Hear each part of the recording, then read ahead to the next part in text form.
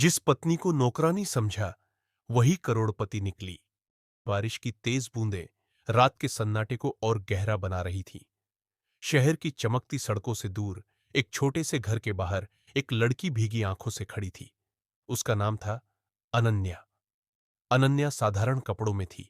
चेहरे पर मासूमियत और आंखों में दर्द साफ दिखाई देता था। हाथ में एक छोटा सा बैग था जिसमें उसकी पूरी दुनिया समाई हुई थी।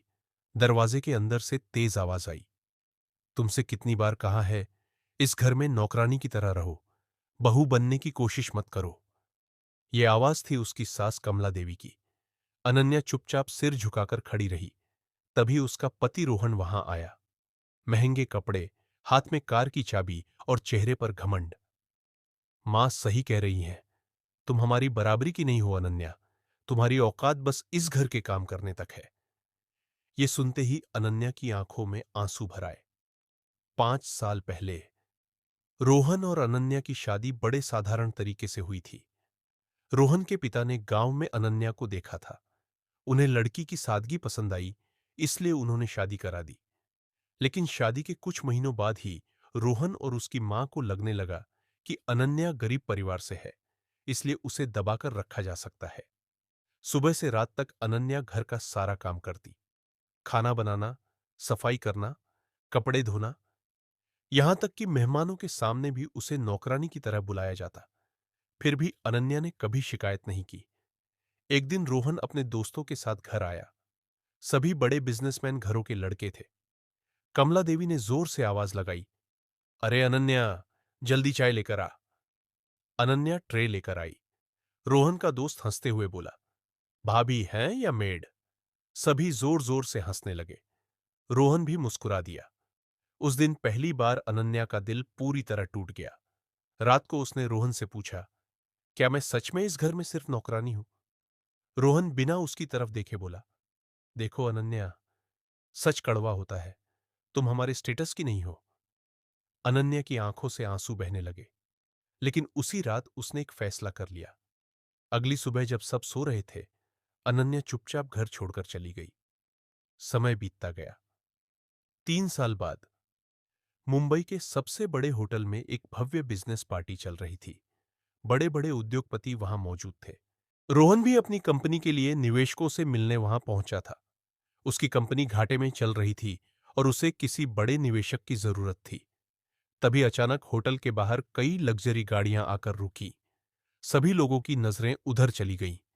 ब्लैक साड़ी, आत्मविश्वास भरी चाल और चेहरे पर शांति, वो अनन्या थी। लेकिन अब वह पहले वाली मासूम और कमजोर अनन्या नहीं थी। उसके साथ बड़े बड़े बिजनेसमैन चल रहे थे।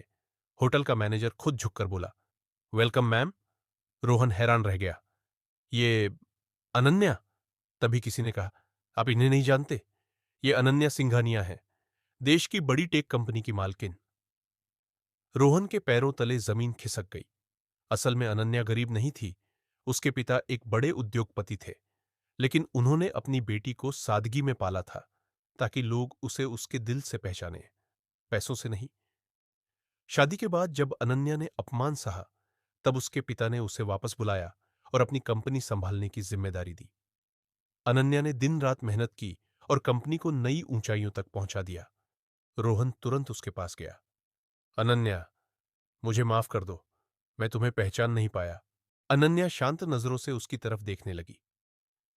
पहचानने के लिए दिल चाहिए रोहन, और तुम्हारे पास सिर्फ घमंड था।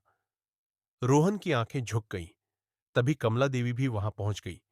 उनके चेहरे पर शर्म साफ दिखाई दे रही थी। बहू, हमसे गलती हो गई। अनन्या हल्का सा मुस्कुराई। गलती तब होती है जब इंसान अनजाने में कुछ करे। आपने तो मुझे जानबूझकर अपमानित किया था। चारों तरफ सन्नाटा छा गया। रोहन रोते हुए बोला, एक मौका तो दो अनन्या। अनन्या की आंखों में पुराने जख्म तैर गए। वो बारिश वाली रात, वो ताने, वो अपमान। उसने गहरी सांस ली।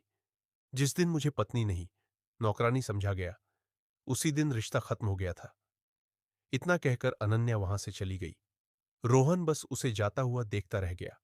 आज पहली बार उसे एहसास हुआ था कि इंसान की कीमत उसके कपड़ों या पैसों से नहीं, उसके दिल से होती है। और जिस लड़की को उसने कमजोर समझा था, वही असल में उससे कहीं ज्यादा मजबूत निकली। किसी इंसान की सादगी को उसकी कमजोरी मत समझो, क्योंकि वक्त बदलते देर नहीं लगती।